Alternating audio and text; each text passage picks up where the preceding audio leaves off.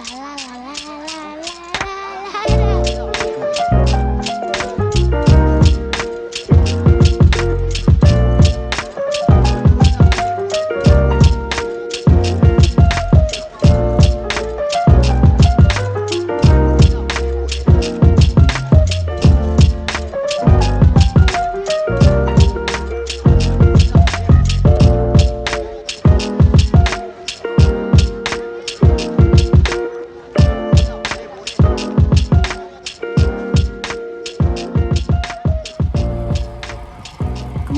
morning and welcome to another episode of Tristan Take Video.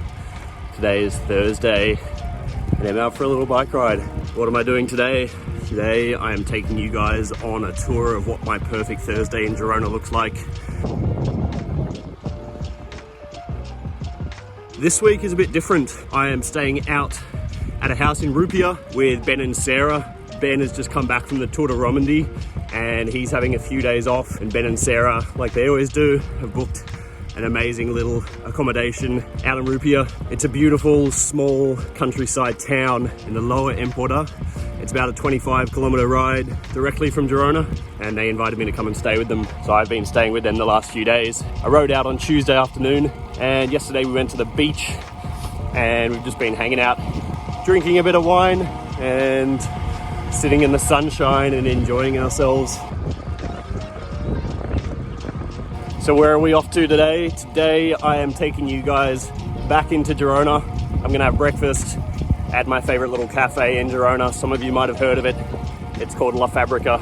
And then gonna ride back to the house, maybe have a bit of lunch at Dos Kiwis, catch up with some friends, hang out in the sunshine a bit more. Perfect springtime riding, so I'm loving it. Let's get back on the road.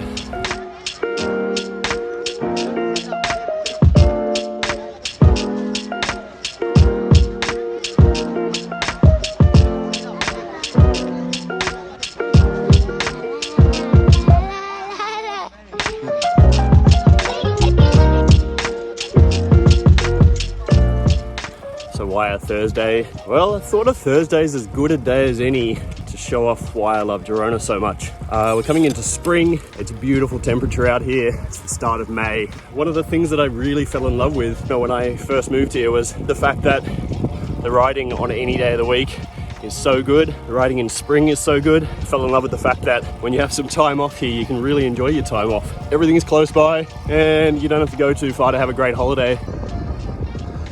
So the place that we're staying in Rupia is a beautiful holiday home, and it's the perfect spot for Ben and Sarah to have a bit of a break before Ben goes off to training camp for a few weeks and then goes to the Criterium de Dauphiné and then eventually to the Tour. And I'm just kind of joining for the fun of it and having a little break myself. I've just wrapped up a whole bunch of work and it's time to have some downtime.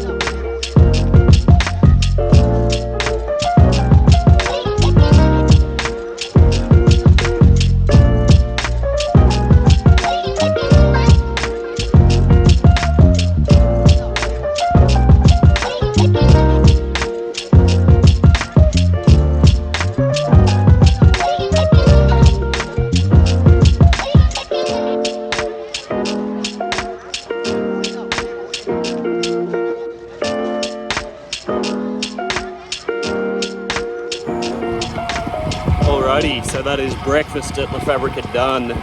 Bit of a late breakfast, more like a brunch. Anyway, La Fabrica Girona, what a place. It's a bit of an institution now in Girona. Started in 2015 by Christian and Amber Meyer, who are the founders of the service course. And La Fabrica is really good coffee, really good brunch, beautiful little terrace to sit on in the sunshine. And it's got a lot of cycling culture going on in there, given Christian's background as a professional cyclist, and just a nice place to sit and have a coffee and to relax in the morning. I've ridden into Girona to go and have a coffee there, but generally if you're starting in Girona, a lot of people start with a coffee there or end their ride with a coffee there. Anyway, now I'm done with breakfast and a coffee. It is back out to Rupia. I'm just taking a beautiful little farm road to finish my loop and it's back to the house. So let's get back to it.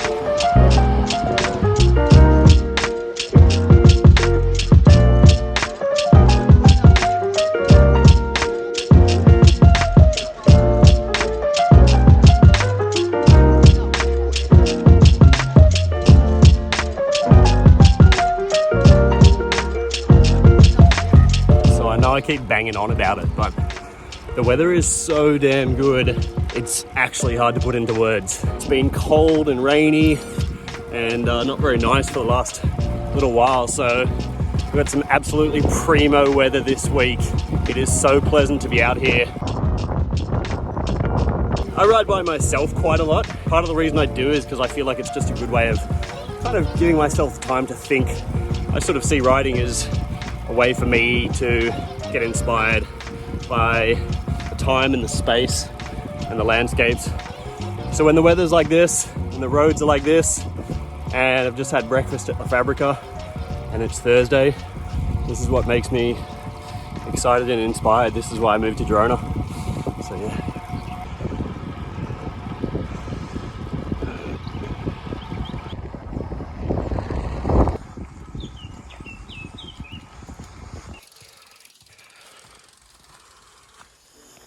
Alrighty, ride done.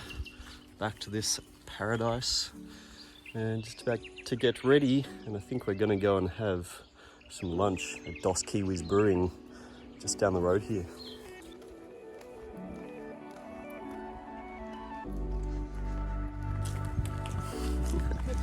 Benjamin, come back here, stop walking so fast. We're late. Be in my vlog. 1 o'clock. Alright, 1 o'clock. So, finished my bike ride. Now we are going for a little wander down to Kiwis Brewing Co.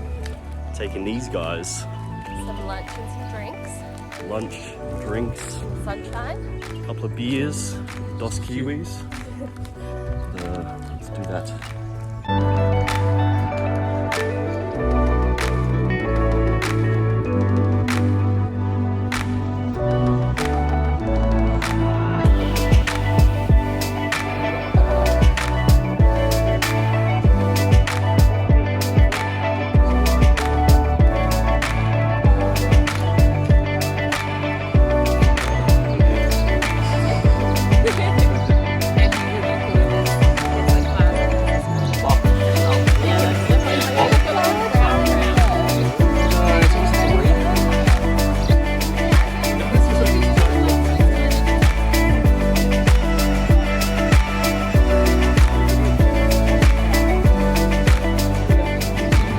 So, just been hanging out here at Kiwis, having a couple of drinks and relaxing. It's a really nice place to just come and have a couple of drinks in the afternoon or a bit of lunch. Yeah, nice place to just sit around in the sunshine. They've done a whole bunch of renovations here. They've got some outdoor seating, really good beers on tap, and yeah, perfect place to spend an afternoon chilling out and catching up with friends.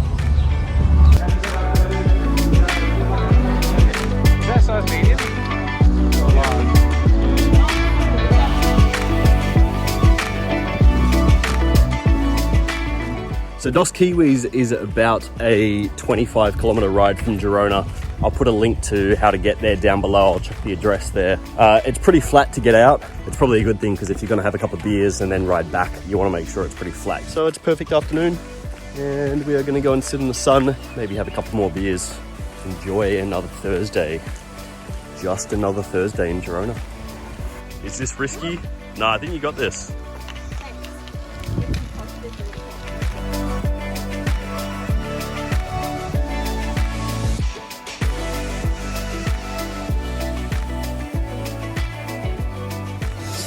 Leverage the Lachlan Morton name as if you haven't done enough of these. Alright, so I'm here with the Lachlan Morton. What did you do? You did... Done a few long rides, a few medium rides, and a little bit of road racing. Bit of road racing.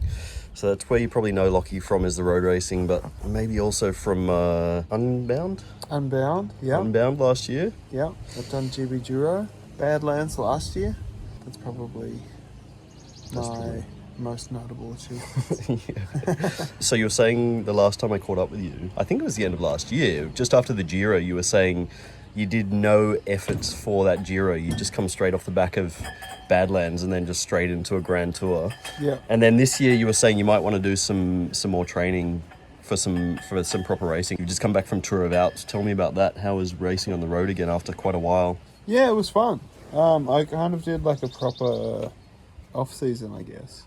When I say proper, like I kind of had like 2 to 3 structured days every week. Okay. Which is Different for 2 you. to 3 more structured days than I'd had for the last 2 years.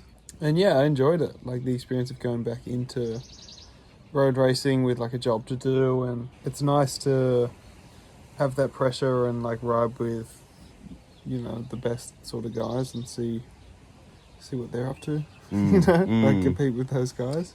What guys who actually train are doing. Yeah, I mean, just like guys getting ready for the Giro, you know, seeing what the top level of the sport looks like again. Tell me about this year. What's 2021? Can you talk about the chasing the Tour? Or the sort of the Tour de France? I actually don't know. Maybe we keep that quiet for the I moment. mean, yeah, I mean, I'm the plan is to do something in July. As big far as ride. the details of that, I don't know. But yeah, for the next month or so, I'll still be based on road racing and some local mountain bike racing. Oh yeah, you just did the mountain bike race in Barcelona on the weekend. Yeah, Tell me about last that. weekend. Yeah, it was fun. I did a cross country race, a UCI cross country race. Sick. Started at the back of the grid, trying to make my way through. How was it? Was it pretty hard? Mountain bike racing is pretty hard. Super hard. You just go flat out. Yeah, it's like a criterium, but harder. Exactly. And I love that. And then in terms of the alternative calendar, apart from what we can't talk about in July, then after that you were saying you're doing... Hopefully Cape Epic. Cape Epic. Yeah, and then probably Leadville and Steamboat. Yeah, sick. So plenty of off-road stuff. Yeah. Any non-mountain bike stuff going on? Non-bike riding stuff going on? No. No, it's always bikes. There's so much bike riding stuff going on. There's not much time for anything else. No, I understand that. nothing outside of that. Unashamedly, you know. Yeah. I don't care. I just ride bikes. Maybe a couple of beers. Yeah, a few beers, a few Beers laughs. with Ben. You know, it's just kind of how my life goes. That's how it is.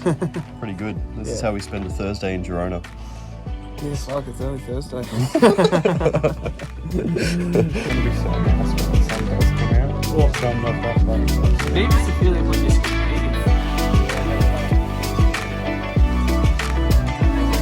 Canadian. Lock.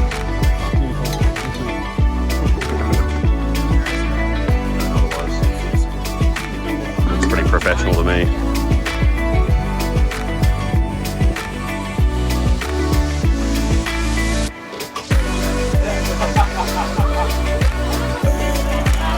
Alright, see ya. Ride safe.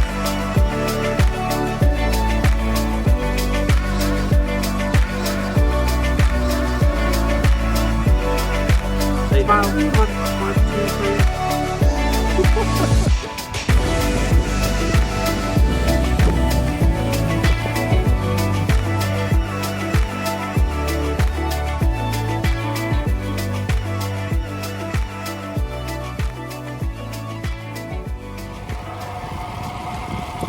So as you can see, it's no longer Thursday.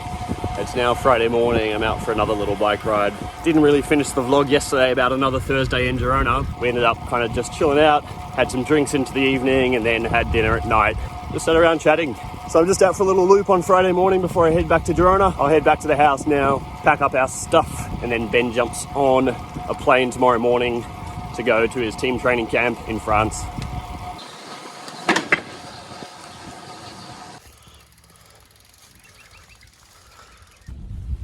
All right, so it's probably about time I do a little interview with the Benjamin O'Connor. Where do we start? So, you've just come back from the Tour de Romandy. Tell everybody, that stage of Romandy, up the climb, Yeah. that was a pretty wild stage. Super rainy, super bloody cold. Yeah. You were saying it was like -1 in the finish. Yeah. You didn't have a Wahoo on because No. you didn't have a power meter. No. And you were just chasing Geraint and Mike. Tell us more about that. The stage was actually super simple because it was, as you said, cold, wet. And it wasn't super hard beforehand, I thought. And then they tried to neutralise the race, but it was so cold And it's just like wanting us to freeze. I had 2 jackets on. Also, as you mentioned, the Wahoo, I didn't have a power meter to reduce weight, and then I didn't have a Wahoo because I left it in the car. So that's pretty much. And you saved even more weight. Yeah, even better. I probably could have thrown my radio away as well. I literally was asked that.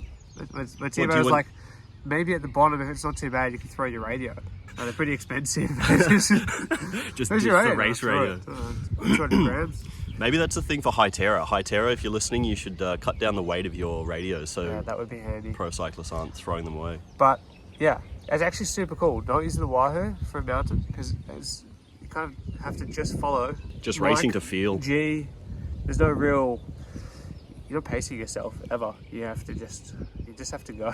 Yep. So train to power and race on feel. More or less, except if you're in a breakaway, then power's super useful. Yep. Because then you don't overdo it. Yep. And then give us an estimation. What do you reckon you did that final climb at in terms of power? Yeah, probably for me, like 410 to 420 plus for the last 20 minutes at least. Okay. More or less. But it's a super long climb. It's like an hour. So. And then explain the final corner, how you heard that G had crashed. I just heard the commentator, the speaker guy at the top saying, shoot, Geraint Thomas, get on your bike, Geraint. I was like, what? And you heard this over the loudspeaker? I was like, maybe like Mike and Crash G in the sprint, or they like kind of like hit each other, but I was so buckled. No offense, Mike. Yeah, I didn't really understand. And then you see him kind of on the floor trying to get up and staggering around, across the line, and I just hear him say, I can't feel my hand, it's just numb, I can't feel it. So, yeah. Sorry, G.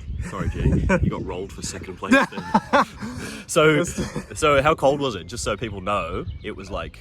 It's pretty cold. It's just what you wear, obviously. I didn't have any gloves. No one had gloves. You go super light, and that was the issue. It was like your toes and your fingers, because your bodies are like okay when you're going flat tack. You always need your extremities. So you kind of shifting with your arm. You're not using your fingers. You can't feel it. So it just kind of Hence why G crashed. Unfortunate crash. That sucked. So that's a little insight to that stage.